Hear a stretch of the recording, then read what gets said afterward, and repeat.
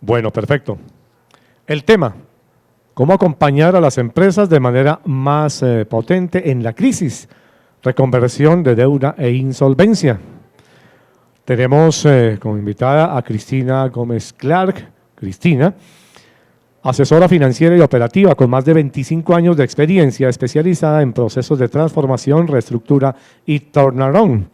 Ha liderado estos procesos tanto dentro de Corte como fuera de ella, principalmente en Colombia y México. En desarrollo de estos procesos ha actuado como Chief Restructuring Officer y como Chief Financial Officer interino. También fue liquidadora de las operaciones de Lehman Brothers en Colombia y México. Fue asociada, experta en la práctica de transformación de McKinsey & Company en Bogotá y actualmente es Managing Director de Álvarez & Marshall Colombia, agradeciéndole a Cristina Gómez Clark por su presencia con nosotros en esta mañana.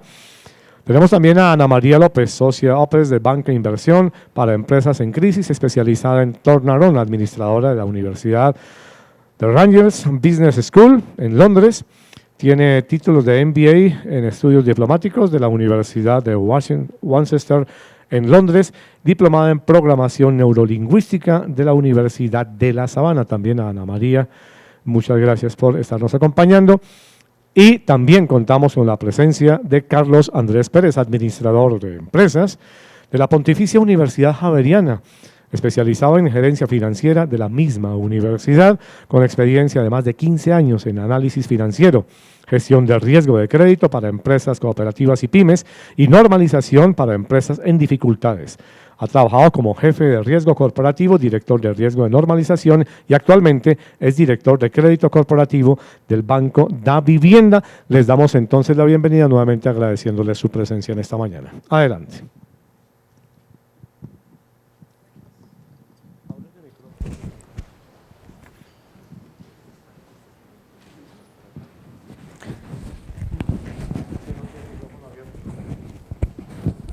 ¿Está abierto o no? Okay. ¿Ya? Bueno, buenos días a todos y todas. Muchas gracias por acompañarnos hoy en este panel del Summit de Siglo de Riesgo, que consiste en conversar sobre cómo acompañar a las empresas de manera más potente en la crisis. Vamos a hablar sobre reconversión de deuda e insolvencia. El año pasado, digamos, se activaron una serie de acciones desde el gobierno para apoyar a las empresas durante la crisis, lo cual incluyó apoyos para refinanciar y reperfilar las deudas, y además se desarrolló un marco regulatorio desde el punto de vista de insolvencia para atender la emergencia, que incluye varias figuras nuevas como la capitalización de pasivos, la descarga también de pasivos y los pactos de deuda sostenible. Sin embargo, si uno mira las estadísticas de solicitudes de insolvencia entre el 2020 y el 2019, casi no crecieron, se ubicaron más o menos entre procesos de reorganización y de liquidación alrededor de 1.250 en todo el año. Y en lo que va corrido de este año, el primer semestre, de acuerdo con las cifras que publicó la superintendencia, vemos que aunque hay un incremento, no es este crecimiento exponencial que esperaba la super, y esto se debe en gran parte a todas las ayudas que se han brindado por una parte. Por otra, esta estadística corresponde ya a los procesos admitidos y no necesariamente a las solicitudes. Y lo que vemos es que en todo caso es necesario seguir acompañando a los empresarios en la crisis. Sin embargo, a esta refinanciación y reperfilamiento de las deudas, digamos que para las empresas que únicamente se vieron afectadas por factores asociados a la pandemia, pues es cuestión de digamos, aguantar la crisis y de mirar cómo se extienden los plazos de pago. Sin embargo, las compañías que ya venían en problemas, esto no solo no es un alivio, sino que adquirir mayor deuda o reperfilar la deuda simplemente va a ser extender el tiempo del problema y eventualmente se va a requerir una intervención más profunda, digamos, en el marco de un proceso de insolvencia. Entonces, digamos que con esta introducción yo quisiera hacerle la primera pregunta a Carlos Andrés, y es: ¿cómo están abordando desde el punto de vista de los acreedores esta situación? Tenemos una coyuntural, pero también tenemos una situación, digamos, de algunas empresas que no han hecho los cambios que se requieren y que venían con problemas previo a la pandemia. ¿Qué se puede hacer desde este punto de vista para ayudar a las empresas? Gracias, Cristina, y gracias a todos por la invitación al foro. Claramente lo mencionas tú. Yo creo que la pandemia nos partió el análisis de las empresas en las dificultades como en dos grandes grupos. Efectivamente, las que ya venían con una dificultad propia y que la pandemia les acelera el problema, y es difícil encontrar soluciones estructurales en ese momento, ya que obviamente a eso se le adiciona las dificultades que tenemos en ciertos sectores, pues la profundización de la dificultad es mayor. Ahora bien, ¿qué hacer con los acreedores? Los acreedores, yo creo que encontraron en cierto sentido un gran proceso como de reinvención. Encontraron mecanismos de eficiencias en costos, encontraron en la economía digital una posibilidad importante de trabajo. En esto de los costos, yo creo que fue valioso dos puntos, y es, claro, las eficiencias encontradas a través seguramente de dejar productos que no eran rentables y era el momento de dejarlos, y que muchas veces simplemente por participación en el mercado ellos mantenían, pero que al final no eran rentables. Eso permitió, en cierto sentido, encontrar eficiencias que al final les permitían a las compañías empezar a generar algunos aspectos de liquidez, que es finalmente lo que ellos encuentran en el momento de la crisis. Adicionalmente, yo creo que encontraron o aceleraron los procesos de transformación digital, muchos de ellos, y eso empezó a que ellos encontraran un camino mucho más real y verídico de lo que es el mundo actual. La logística, en cierto sentido, adquiere una dinámica impresionante, y las compañías entran a los temas de logística también a darle una mayor importancia en este momento. Sin lugar a dudas, muchos accionistas y los administradores, que a veces son diferentes, hacen una mayor conciencia de las circunstancias de su negocio y enfrentan el entorno como viene. Desafortunadamente van a haber o existieron sectores muy golpeados donde quizás fue muy difícil para los acreedores encontrar algunos mecanismos, y definitivamente la insolvencia fue el camino que ellos encontraron. Pero en términos generales yo creo que la crisis les permitió a muchos encontrar esas transformaciones en eficiencia, digitales, en logística y en la misma mentalidad del mismo acreedor, de sus accionistas, de sus socios, para poder evitar caer en estos temas. Una pregunta adicional ahí. De cara a que ya se están, digamos, agotando y se hizo el anuncio de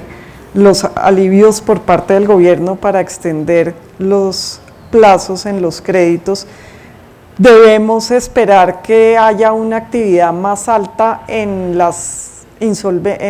solicitudes de insolvencia? De la coyuntura de la pandemia, creeríamos no. Y la verdad, como lo mencionaste al comienzo, hubo en las entidades financieras recibimos una menor cantidad de problemas de las que esperábamos. El paro en mayo generó una coyuntura adicional a esto, y yo creo que esa es la que todavía por ahí nos puede faltar por medir. Nosotros hemos conversado como gremio con las diferentes entidades, buscando que ojalá la extensión del PAT se pudiera dar unos meses adicionales, quizás llegar a fin de año, porque como digo, la coyuntura del paro en cierto sentido puso una talanquera adicional a esa recuperación en la que muchas venían, y ya en esa, digamos, definición que teníamos muchos de ya parece que llegó lo que tenía que llegar en términos de empresas a dificultades. Esperamos, y parece que no, pero la extensión del PAT sería una alternativa interesante, porque como te digo, todavía creo que hay unos puntos adicionales por analizar en algunas compañías. Perfecto, gracias. Ana, y desde el punto de vista, esto es desde el punto de vista del acreedor, pero desde el punto de vista de los procesos de insolvencia y los decretos que salieron a la luz de la emergencia,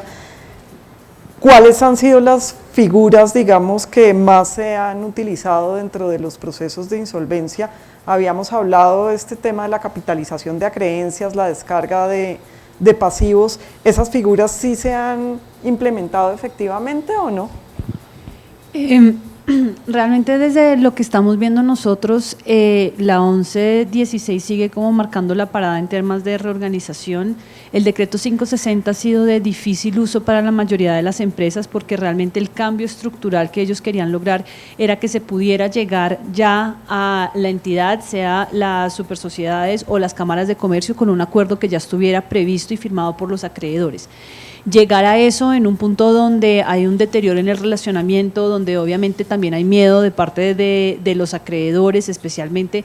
tanto de los financieros que han tenido la capacidad de ser o reestructurar sus deudas, pero muy particularmente de lo que son los proveedores que están viendo también afectados sus flujos de caja, ha sido muy difícil llegar con esos acuerdos ya hechos. Entonces, lamentablemente lo que estamos viendo es que la 560, a pesar de que tenía un objetivo muy claro y era agilizar estos procesos,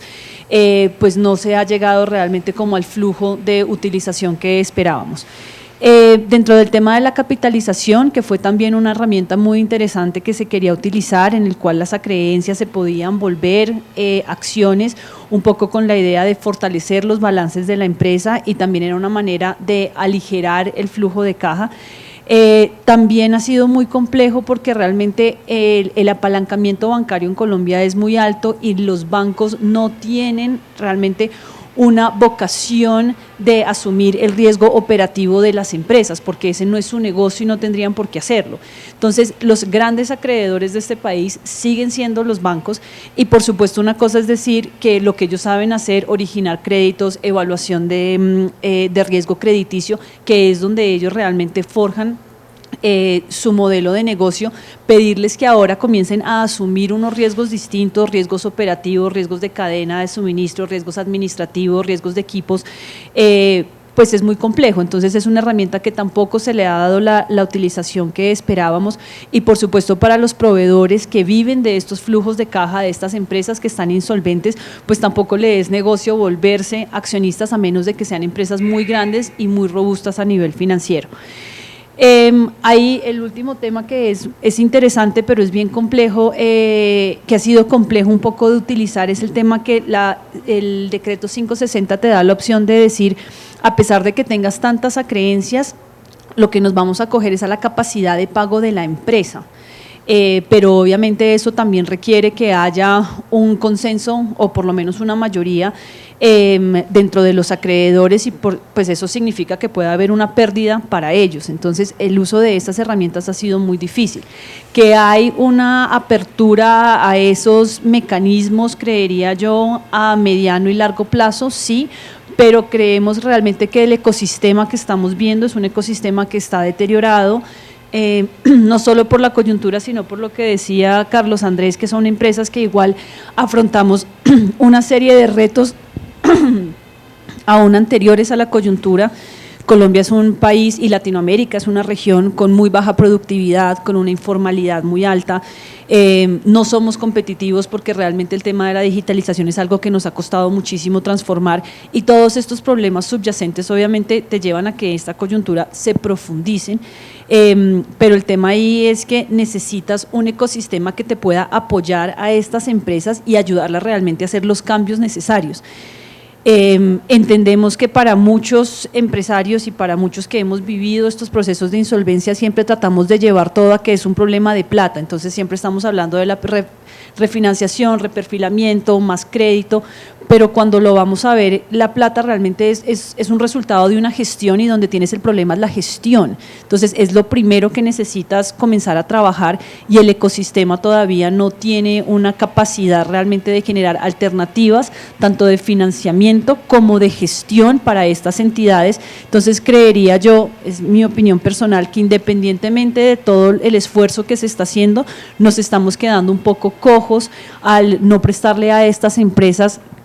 el apoyo que necesitan para llegar a una transformación más robusta, y no solamente que puedan pagar sus créditos, pero que lo puedan hacer a través de cambios en su productividad, nueva gestión de mercados, entendimiento de sus clientes, porque estamos un poco con la inercia de seguir haciendo más de lo mismo, y lamentablemente día a día eso nos vuelve menos competitivos en los mercados globales a los que necesitamos acceder para poder seguir haciendo colocación de capital, para poder seguir creciendo como economía. Entonces, creo que ahí estamos encontrando un cuello de botella importante, y que a pesar que las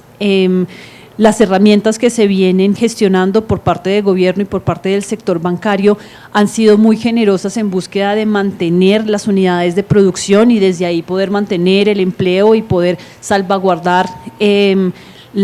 tejido empresarial, sentimos que realmente hace falta robustecer una parte importante del ecosistema, y son alternativas de financiación y de gestión de estas empresas que puedan asumir y conozcan el riesgo que están pasando, y cómo realmente las podemos transformar para que salgan fortalecidas de esta época tan difícil que estamos afrontando todos. Gracias, Ana. Mencionabas el tema de la capacidad de pago, y pues digamos que dentro de esta crisis es un tema fundamental, pero hay empresas que, como decíamos, venían ya mal desde antes de la pandemia y tenían afectada su capacidad de pago. Carlos Andrés, ¿cómo han enfrentado esta situación en el banco, y digamos en particular, y en general, qué tuvieron que hacer ustedes para ajustar sus modelos de riesgo para poder seguir apoyando a los empresarios? Sin lugar a dudas, los modelos de riesgo, que en muchos casos toman fotos, ¿no?, del pasado, pues los modelos de riesgo se deterioraron, o las calificaciones internas que manejamos para calificar a los clientes se deterioraron, y no tanto cambiar los modelos, pero sí cambiar un poquitico la concepción de cómo los entendemos y cómo los analizamos. Entonces tuvimos, por un lado, lo primero fue la cercanía. Nos tocó tener una cercanía muy importante con los clientes para entender la realidad y la claridad del plan de negocios que tenían ellos, para empezar a evaluar esa capacidad de pago o de repago de las obligaciones, y la viabilidad también en el futuro de las compañías. Los modelos casi que el 2020 tuvimos que apagarlo, porque realmente cuando tú comparas un 19 con un 20, los deterioros en el 80% de las compañías son totales, y los downgrades de las calificaciones importantes. Y empezamos a ver un poquitico más perspectivas, análisis de flujos de caja, análisis hacia adelante. Tuvimos que mezclar esos dos puntos, y a partir de ahí empezar a ofrecer soluciones personalizadas e individuales. Trabajamos muy cercano con los clientes, tuvimos casi que 3 ruedas de reuniones con cada uno de nuestros clientes. Primero, obviamente, cuando inicia la coyuntura, para entender, bueno, usted cómo está parado ante la coyuntura. En el segundo momento, para ver cómo iban. En gran parte de las compañías el modelo era mejor de lo que venía mostrando realmente los resultados, y ya una tercera parte, pues para mirar si definitivamente había una salida o no, y afortunadamente muchas lograron salir sin ningún problema. En las compañías que desafortunadamente venían con dificultades previas, o que realmente uno tenía indicadores de riesgo, que sabía que cualquier circunstancia las iba a poner en dificultades, pues definitivamente muchas se vieron dadas a ir a acuerdos de reestructuración. Creo que lo mencionaba Ana María, desafortunadamente la 560 sirvió en muy pocos casos, sirvió en algunos, pero en muy pocos casos, y nos vimos abocados otra vez a ir a 550. En otros casos, lo que hemos tratado es una alineación con los acreedores, digamos, con los colegas, para tratar de buscar soluciones, porque es importante entender que el momento que sucedió es diferente a estar en un momento donde uno puede, digamos, acelerar las opciones de recobro. Entonces tuvimos también que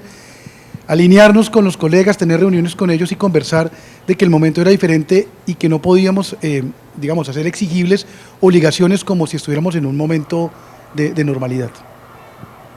Pensando en esas empresas que tuvieron que acudir a los procesos de 1116 y entendiendo, y este es un tema pues que revisitamos en cada uno de estos foros, que la aversión de los empresarios a irse a procesos de 1116, porque aunque se sabe que tiene un impacto negativo inicial, llega un momento que para todos es mejor hacer un proceso ordenado de reorganización donde haya, digamos, la intervención de terceros independientes que pueden sacar adelante la empresa y que pueden mirar, digamos, con cierta objetividad cuál es la verdadera capacidad de pago y qué es lo que se requiere desde el punto de vista operacional de las compañías. ¿Por qué todavía sigue pasando que las empresas le temen ir a los procesos de 1116? Ana, ¿qué se podría hacer desde el punto de vista de gestión empresarial para que eso no siga pasando y para que no lleguen demasiado tarde a los procesos de ley? A mí pues digamos, se me ocurren varios ejemplos recientes que uno ve que la situación, digamos, venía deteriorándose y llegan muy tarde a la ley. ¿Qué se podría hacer desde el punto de vista de gestión para que eso no pase? Yo creo lo que hemos visto es que el miedo más grande que tienen las empresas a tomar el paso de entrar en una ley de reorganización es no tener acceso a crédito bancario, a quedar mal con los bancos, porque muchas de las empresas que estamos viendo están completamente apalancadas por el sector bancario, no solamente para sus inversiones, sino para su día a día. Son empresas que están viviendo del sector bancario y eso pues tiene una serie de retos importantes. Obviamente pues eso afecta a los márgenes, las hace supremamente vulnerables en momentos de cambio o momentos de crisis, como lo veníamos hablando. Y yo creo que esa es un poco la reticencia de las empresas a entrar en una 1116. Obviamente también tienen un tema muy complejo reputacional, donde sienten que, o donde tenemos un imaginario que entrar en una 1116 es, o se asimila mucho a cometer un delito, o sea, que hay un juicio de valor muy fuerte a entrar en una reorganización. Y creo que lo tercero que estamos viendo es que hay una cantidad de puntos ciegos que vienen ya más como desde lo humano del emprendedor, que tienden a ser por naturaleza personas que no son adversas al riesgo, que están dispuestas a asumir más riesgo, y son personas que ponen su patrimonio para sacar adelante la empresa y siguen apostándole porque el próximo mes sí van a lograr las ventas y el próximo mes sí van a lograr tal cosa o lo que tengan dentro de su visión empresarial. Y estos tres factores juntos pues obviamente llevan a lo que está diciendo Cris, y es que seguimos esperando a que ya casi va a salir la solución mágica para poder no tener que afrontar pues lo que es inevitable, porque cuando ya estás entrando en un momento de liquidez operativa, pues estás a nada de una insolvencia, y si no te reorganizas, pues eso es un hueco negro que continúa perpetuamente. ¿Qué pienso yo que hay para hacer ahí? Yo creo que hay algo muy humano, muy orgánico, y es que el fracaso empresarial definitivamente, por los cambios que hemos hecho a nivel social, no es un delito. O sea, fracasar dentro del sector empresarial es algo que además pasa, o sea, los mercados cambian, las empresas cambian, nos equivocamos, y hay herramientas para que eso no signifique que estas unidades de producción tengan que desaparecer, porque es muy dañino tanto para el empresario como para su ecosistema, para los empleados y para los acreedores, y necesitamos comenzar a quitarle un poco ese peso. Fracasar no es una experiencia chévere para nadie, es una experiencia dolorosa, compleja, que nos llena obviamente de dudas de nuestras capacidades futuras, pero creo que quitarle un poco ese INRI es importante y es lo que estamos viendo ahorita, que la coyuntura nos ha dado un poco como esa naturalidad de, ok, estamos en esto juntos, esto es un cambio estructural, nadie reaccionó, entre comillas, efectivamente porque no sabíamos a qué estábamos reaccionando. Entonces, eso creo que es algo importante y es asumir que la reorganización puede ser una fase más dentro del modelo de negocio de estas empresas y no la muerte, que es donde todos tenemos mucho miedo. Creo que otro tema importante a tener en cuenta es que las familias empresarias, que son la masa crítica de las empresas en Colombia, necesitan aprender a hacer una división del bolsillo de su empresa y el bolsillo propio, porque parte de lo que les da miedo y les da pereza es que obviamente cuando hay una reorganización a ti te van a restringir la capacidad de acceder a esos recursos. Entonces, comenzar a profesionalizar las empresas también considero que es importante para que entendamos que la reorganización es una fase que es compleja, pero no tiene que ser dolorosa y que es también una manera de salvaguardar el patrimonio de las familias que en muchos casos tienen todo puesto en la línea para poder sacar adelante estas empresas. Y por último, creo que necesitamos tener unas alternativas muy claras de financiación para empresas que están en crisis, porque es que si yo vivo del sector bancario, para mi flujo de caja cotidiano y para tener las luces de mi empresa prendido y voy a tomar una decisión que me va a cerrar eso, tengo que gestionar o unas alternativas de financiación por la naturaleza de mi negocio o tengo realmente que reestructurarme y poder generar un flujo de caja libre que me permita operar. Muchas de las empresas con las que hemos trabajado en insolvencia no tienen sostenibilidad operativa, ellos viven del crédito y de la rotación de los créditos bancarios y eso es insostenible a largo plazo porque, como les digo, nos seguimos comiendo más de la caja, no la estamos produciendo, sino que nos la estamos comiendo con antelación. Entonces, si no tenemos alternativas de financiación para las empresas que ya han llegado a ese punto, es un espiral infinito donde las empresas no son sostenibles, seguimos haciendo más de lo mismo, seguimos pidiendo créditos, los créditos no nos permiten generar margen, los márgenes no nos permiten reinvertir en la empresa y es un dominó que en algún momento tiene que parar y la ley de 1116, si le quitamos este factor emocional de lo que significa y lo vemos como una herramienta de gestión empresarial, es una herramienta muy efectiva para que las empresas puedan parar y realmente comenzar a repotencializarse. Desde una perspectiva un poco más romántica es que ese es el momento para aprender de lo que ya he hecho, porque es que si sigo con la inercia sigo haciendo los mismos errores y es muy difícil aprender sobre la marcha, es muy difícil aprender cuando tengo el proveedor encima, la nómina que no he pagado, que no puedo llevar el producto al punto, que me están devolviendo producto porque no llegué a tiempo. Estar en ese bucle, desde ahí es muy difícil aprender y reorganizarnos. Entonces, creo que para resumir, que le quitemos obviamente lo que significa emocionalmente la 1116, que lo podamos ver como una herramienta, que profesionalicemos las empresas para que dejemos de pensar que es un bolsillo conjunto y que generemos un ecosistema de nuevo con alternativas de financiación que permitan que las empresas puedan acceder a capital en unas condiciones distintas, no mejores ni peores, sino distintas a las que las puede ofrecer el banco y que los bancos se puedan dedicar a lo que saben hacer, que es posicionar créditos para empresas que están en condiciones de crecimiento, de expansión, de mejoramiento y fortalecer tanto la empresa como el sector bancario que lo necesitamos todos. Gracias, Ana. Yo creo que desde el punto de vista regulatorio, la Superintendencia de Sociedades ha avanzado muchísimo en madurar, digamos, todo el marco de insolvencia, ha implementado figuras como las que ya hablamos, también ha hecho un esfuerzo importante porque las deudas que se entregan post-ley sean, digamos, prioritarias de tal manera que los acreedores no corran riesgos adicionales. ¿Qué podría hacerse desde el punto de vista de los acreedores, Carlos Andrés, para acompañar a las empresas que no lleguen tan tarde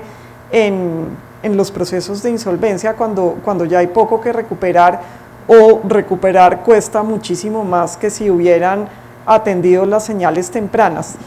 Yo sé, digamos, que los bancos están monitoreando todo el tiempo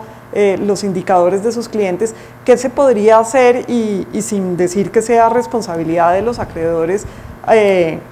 tomar la decisión por las empresas de ir a ley? Aunque digamos que la ley prevé en algunos casos que se pueda hacer, ¿qué más se podría hacer desde el punto de vista del acreedor para que no lleguen tan tarde a los procesos de insolvencia? Mira, yo creo que es importante, y mencionando lo que hablaba Ana María, es que hay una satanización, primero, de la ley 1116 y estos tipos de figuras concursales, pero el problema de la satanización es ¿por qué? Porque, tú lo mencionas, están llegando tarde al acuerdo. Entonces, cuando uno como entidad recibe la 1116, la está recibiendo en unas condiciones que ya de entrada casi que los bancos pierden, o los acreedores en general pierden. Hay temas de tasas, hay temas complicados, entonces por eso es que hoy en día se ve la 1116 o cualquier tipo de acuerdo, la 550 en algunos casos que todavía aplica, se ven como algo negativo, pero es porque se está llegando tarde y se está llegando en el momento en que ya casi que no hay soluciones y la viabilidad operativa está muy comprometida en las compañías.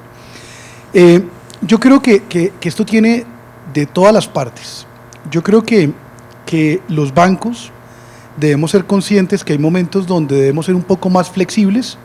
en términos de tasa y plazo, sin lugar a dudas. A veces consideramos que la vida sigue siendo igual y cuando llegan estas dificultades o cuando hay señales de alerta, para no irnos a momentos tan críticos, cuando hay señales de alerta no somos conscientes que a veces hay que soltar un poco. Yo creo que ahí tenemos que ser un poco más conscientes nosotros como acreedores. La cercanía, repito, Cristina, yo creo que nosotros, y lo vemos en los resultados que al final estamos teniendo los bancos a mitad de año, es que las provisiones que se hicieron fueron mayores a realmente los deterioros. Pero realmente el éxito de que no hubiera un mayor deterioro fue que actuamos muy cercanos clientes y acreedores. Estar ahí encima, entendiendo qué es lo que está pasando y casi de la mano, no coadministrando, pero sí buscando alternativas muy rápidas entre ellos y nosotros de qué se puede solucionar. Ahora, esto va de la mano de una conciencia del empresario clara de la situación que está su empresa. Repito, creo que la pandemia, en cierto sentido, a muchos les enseñó, uno, a ser eficientes y dos, a ser un poco más conscientes de la realidad de sus empresas. Y cuando hablo es saber que cuando hay alguna señal de alerta hay que actuar. Por ejemplo, había compañías que seguían repartiendo dividendos. En un momento de crisis yo creo que es la peor señal que uno puede dar. La reinversión a veces era el momento para hacer reinversiones con los excedentes que se tenían. Entonces lo que al final uno dice, este es un juego de muchos. Hay otros acreedores que no directamente son financieros y también han impactado y que han llevado muchos temas a 560 y 1116, y es por ejemplo los acreedores, los dueños de locales. Es un tema mucho más complejo porque, y lo digo, es cuando tú vas y negocias de pronto con un centro comercial donde hay un único dueño, ellos entendieron un poco más la dinámica a la que entendieron estos centros comerciales que son varios dueños y casi que tú tenías que ir a negociar con cada uno de los arrendatarios, y estos arrendatarios pues viven de eso. Entonces hacer ese match fue muy complicado, y si tú te das cuenta, muchos de los casos que se fueron a 560 no fue un problema de acreedores financieros, fue un problema de acreedores diferentes a los financieros, como te digo, los arrendatarios. Muchos terminaron entregando locales y cerrando el tema. Entonces, a lo que voy finalmente es que es un juego de varios. Es un juego de entidades financieras cercanas y flexibles. Es un juego de empresarios conscientes y ser capaces, los mismos empresarios, de tener que tomar decisiones un poco complejas en momentos de crisis. Te lo digo, hay muchos casos donde los socios, y también lo mencionaba Ana, como mezclan el negocio con su bolsillo personal, el tema de los dividendos seguía, y no era un momento para repartir dividendos. Y, como te digo, yo creo que la regulación también se tiene que aplicar no solo en la divulgación, sino también en la implementación. A veces hay mismas talanqueras ahí, y sin lugar a dudas en la actuación rápida. Es que si nosotros empezamos a cambiar, que uno llega a una 1116, a una 560, ya como última instancia, de pronto ahí vamos a poder cambiar en algo lo que es realmente un acuerdo. Y lo otro, sin lugar a dudas, yo creo que cuando la expertise en los empresarios no nos da mucho, yo creo que los banqueros de inversión de estructuración, juegan un papel bien interesante. Ellos conocen y entienden muchas veces cuál es el mejor camino, hacen los análisis muy rápido de las situaciones de la empresa y pueden ayudar muchas veces a los empresarios a no solo estructurar, sino presentar de manera adecuada soluciones a sus diferentes instancias de acreedores. Ahora que hablas de ese tipo de soluciones, los asesores, digamos, y banqueros de inversión pueden mirar cuál es la mejor estructuración para la financiación. ¿Qué pasa desde el punto de vista de gestión? Porque una cosa es diseñar, digamos, un plan de negocios y hacer las proyecciones financieras, y otra cosa es ejecutarlo. En tu experiencia, Ana, ¿cómo conjugar esas dos cosas? De lo que nosotros hemos notado, realmente las empresas les cuesta mucho la gestión del cambio, porque están acostumbrados a hacer las cosas de cierta manera, porque hay una inercia, porque el cambio nos genera mucho miedo. Nosotros hemos visto muy pocas empresas que realmente, después de haber sido diagnosticadas, de que tengan un plan de gestión de crisis, tengan realmente la capacidad de implementarlo. Ahí hay unos temas, obviamente, de nuevo, muy humanos y muy emocionales, donde tener que hacer frente a cortar costos, a cambiar de proveedores, a decirle que no a un cliente porque no te ha pagado, todos este tipo de decisiones, obviamente cuando son personas con las que has tratado 10, 15, 20 años, pues hay un vínculo emocional que es difícil romper, aun si reconoces que eso es lo mejor para la empresa. Y creemos realmente que en el tema de gestión sí se hace necesario contar con un aliado o una empresa o un sistema que pueda tomar esas decisiones difíciles por ti y que de alguna manera pueda escudar al equipo administrativo por lo que tiene que hacer. Hace unas semanas estamos en un proceso donde una empresa va a entrar a reorganización, y había obviamente que tener una comunicación transparente y abierta con los empleados. O sea, esto es algo que iba a pasar, es algo que ellos tienen que ser partícipes, algo en el cual para hacer el diagnóstico tienes que poder hablar con ellos abiertamente. Y llevaban postergándolo 3 semanas, y en postergar hablarlo con sus empleados no entregaban la información porque no sabían cómo hacerlo, hasta que realmente nos pidieron el favor a nosotros que lo hiciéramos, y es algo mucho más efectivo porque aquí tienes a una persona que está siendo objetiva y una persona que no tiene una emocionalidad frente a eso, que te puede contestar las preguntas de una manera mucho más clara, y eso creo que es un gran apoyo para las empresas, porque la implementación es algo que cuando estás adentro un poco aturdido y cansado es muy difícil de llegar a gestionar, más que todo por eso, porque no son decisiones de un día. Sí, en la transformación buscamos tener victorias tempranas, en el sentido que pues hacemos planes a 30, 60 y 90 días, porque hay acciones que si no se te quedan pegadas y igual no las gestionaste. Entonces son momentos cruciales esos primeros días, al igual que lo son en cualquier inicio de un proceso, pero de ahí en adelante es un tema de seguirle dando, de hacer seguimiento, de hacer correcciones, de estar encima de los procesos, de asegurarte que no vayas a recaer en los mismos errores, de apoyar a los equipos que tienen capacidad de transformación, de cambiar a los equipos que no lo tienen, y hay unos temas muy complejos de negociaciones donde obviamente hay un deterioro natural de la persona con la que vienes trabajando, y poner una persona fresca puede ayudar mucho a facilitarlo frente, pues, tanto a los acreedores como a los aliados de producción y a las administraciones. Entonces, creo que sí, el tema de implementación es muy difícil de hacer de adentro. No estoy diciendo que sea imposible, hemos visto grandes ejemplos de empresas que se han reestructurado desde adentro, pero reconocemos que son decisiones complejas, y que si no hay un cambio de liderazgo, pues ya todos estamos acomodados a hacer lo que sabemos hacer y lo que nos es cómodo hacer. Si no te exigen un cambio, pues la verdad es que tampoco le ves razón para hacerlo. Entonces, creo que en el tema de gestión es donde se quedan muchas empresas. Creo que la voluntad está ahí, pero que también estás cogiendo a los empresarios y a estas organizaciones en un momento donde están cansados y no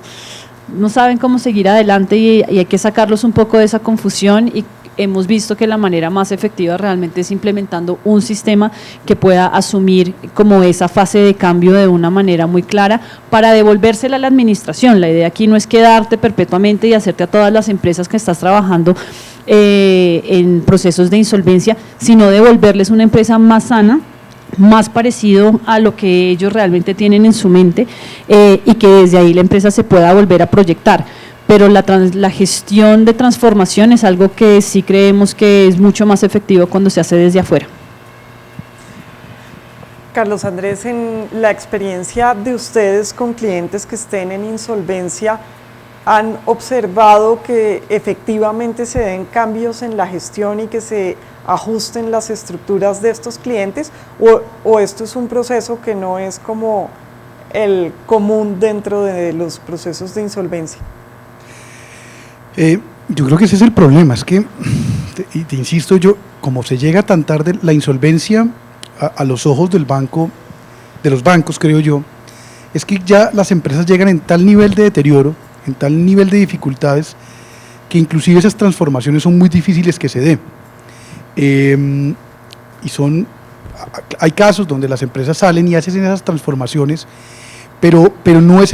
el común, la verdad. La verdad es que muchas veces la insolvencia termina en liquidaciones o pérdidas y en temas donde realmente es casi que a ver cómo se llega para tratar de solventar las deudas, para tratar de salvar algo, pero no que hayan esas transformaciones. Yo creo, y me enfoco mucho, que el papel del banquero de inversión hoy tiene dos puntos, y el primero, y también se puede adecuar en esa actuación rápida, es que el banquero de inversión debe ir a hacer análisis profundos del modelo de negocio, de los productos, de los servicios y de cuál debe ser su solución. Y yo creo que hay algunos pasos ya, conozco ya bancas de inversión que están actuando previamente en, por ejemplo, optimización de los tipos del ciclo de capital de trabajo, pero la verdad no es un tema muy común hoy en día, Cristina. Hoy en día la insolvencia dificulta inclusive, como te digo, por el momento, la posibilidad de que las empresas hagan la transformación en ese momento. Gracias. Yo creo que de este panel nos estamos llevando dos puntos bien importantes. El primero es estar atento a las señales tempranas y hacer cambios en la gestión. Y la segunda es no tener, digamos, el concepto que por entrar a un proceso de insolvencia no se va a tener acceso a recursos,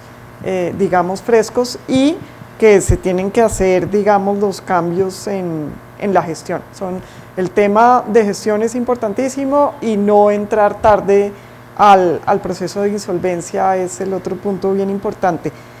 ¿Qué otros factores serían importantes a considerar por parte de los empresarios y de los acreedores en relación con las reestructuras y los procesos de reconversión de deuda?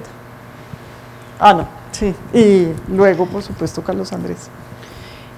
Yo creo que creo que son temas como que hemos venido tocando. Yo creo que las empresas tienen dificultades para transformarse, porque además tienen mucha dificultad para verse a sí mismas. Yo creo que estar diagnosticando las empresas y poderlas internamente y generarles algo que sé que es complejo, pero es un poco lo que nosotros hemos tratado de enseñarle a las empresas con las que trabajamos, y es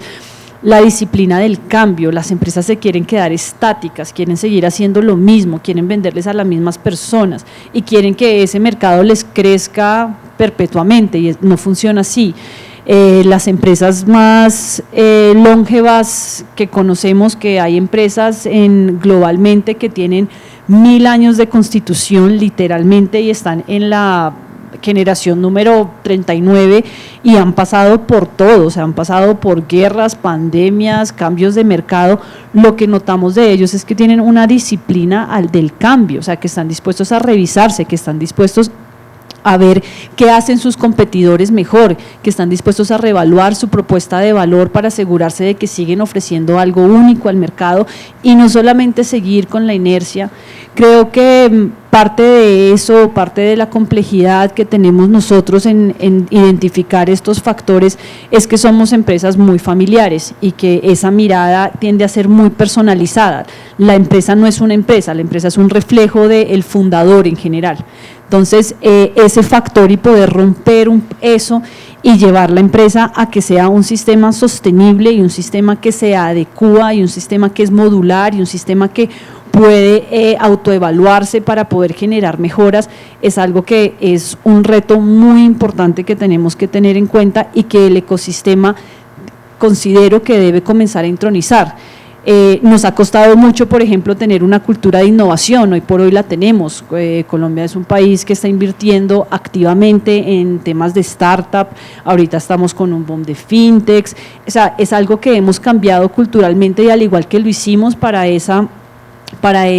fase del emprendimiento, creo que lo debemos hacer para las empresas más maduras que tienen que aprender a poder cambiar de una manera sistemática y no solamente bajo la presión de la crisis o la insolvencia. Y dentro de eso, por supuesto, está el hecho de que tenemos que mejorar nuestra productividad, tenemos que comenzar a generar procesos de toma de decisión que no sean tan emocionales, sino que realmente estén basados ya en temas más tecnológicos, como lo estamos viendo internacionalmente, a través de inteligencia artificial, a través de machine learning. Estas son cosas que no las imaginamos como procesos carísimos que solamente son para las empresas muy grandes, pero hay muchas maneras de comenzar esos procesos y de darle inicio y que se hagan parte de las prioridades de las empresas, y si no lo hacemos, pues estamos llamados a seguir haciendo lo mismo, no nos tecnificamos, no producimos, no somos competitivos, tenemos márgenes bajos, no podemos pagar, tenemos que vivir del crédito y de ahí pues seguimos dando esa vuelta que pues no solo por la coyuntura, que es un momento particular, pero que hemos comprobado que no es funcional desde la perspectiva de la carencia de competitividad que tenemos frente a otras economías que han logrado posicionar sus empresas para poder sobrepasar las crisis y estar en la naturaleza continua del cambio. Gracias, Ana. Y Carlos Andrés, desde el punto de vista de los acreedores, ¿cuáles son los 3 factores que hacen exitoso un proceso de reestructura y reconversión de deuda? Uno, yo creo que la claridad y la conciencia del empresario sobre la viabilidad del negocio. Yo creo que es fundamental que cuando uno se sienta con el empresario tenga la claridad, yo creo que sumado a los factores que menciona Ana María, de la viabilidad y la capacidad de hacer las transformaciones que tenga que hacer para que su negocio sea sostenible en el tiempo. 2, yo creo que como a todos, tanto al acreedor como al banco o a la entidad financiera o al financiador, yo creo que la equidad y el entendimiento de los momentos, no todos los momentos son iguales. Yo creo que la vida nos ha enseñado, no sé, en esta banca de empresas por ahí cada 8, cada 10 años tenemos estas bajadas. Obviamente lo de la pandemia fue algo mucho más especial de lo que hemos visto de las crisis, pero creo que las crisis son repetitivas y debemos saber que en determinado momento debemos actuar diferente a si actuáramos en momentos de expansión. Yo creo que la actuación a tiempo, yo creo que tanto la capacidad que tenga el empresario de identificar una dificultad como la flexibilidad que tengamos las entidades en el momento para entender los momentos es lo que nos debe ayudar mucho a buscar soluciones creativas. Finalmente, en este tipo de créditos no hay tantas fórmulas iguales o que tú puedas homologar, sino que hay que ser muy creativos. Y yo creo que ese es el último punto. Creo que recurrir a la creatividad para buscar soluciones desde la empresa, lo que mencionaba perfectamente Ana María, transformaciones, la ejecución de todas estas transformaciones, pero nosotros también debemos ser capaces desde la óptica de bancos de entender que hay diferentes maneras financieras de solucionar los balloons, los pagos escalonados, pasivos sostenibles. Yo creo que debemos encontrar alternativas creativas de una y otra parte para solucionar tanto de la empresa su viabilidad de negocio, como nosotros para acompañar en los momentos de crisis a las compañías. Buenísimo, muchas gracias. Beatriz, no sé cómo estamos manejando preguntas del público y si tenemos tiempo para eso.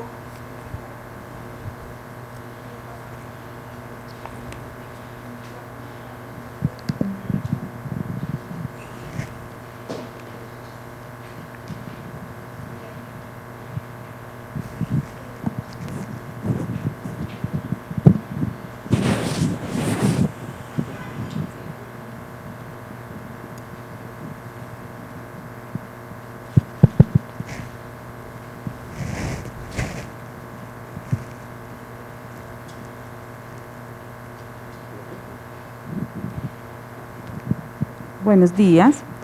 Yo quiero hacer una pregunta a ustedes que son expertos en todo este tema de insolvencia, y es, ¿cuál es el protagonismo o cuál es el accionar de las supersociedades de manera preventiva con los acreedores?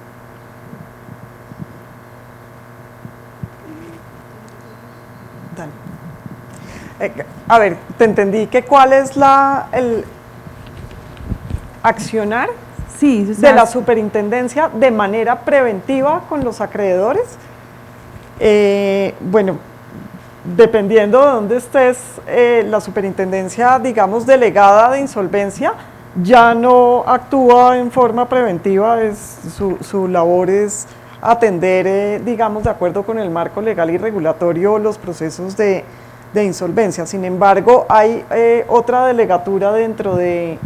la superintendencia, que es la que vigila, digamos, tiene una vigilancia especial sobre las empresas vigiladas, que tienen ciertos indicadores que ellas encuentran que están deteriorados, y pues hace visitas periódicas y revisa, digamos, que las empresas tengan planes de recuperación. Pero desde mi punto de vista, y esto es muy personal, eso no es una labor, digamos, que le toque prevenir a la superintendencia. La superintendencia tiene que estar ajustada al marco legal, vigilando, digamos, las sociedades y mirando que no esté, digamos, de acuerdo con el marco regulatorio que le corresponde, incumpliendo o en peligro de intervención. Pero, pues digamos eso desde el punto de vista de la superintendencia de sociedades. Desde el punto de vista de las otras superintendencias que regulan los otros sectores, pues hay mecanismos distintos. Es el caso de la superintendencia de servicios públicos, es el caso de la superintendencia de transporte, de la de salud, etcétera, etcétera.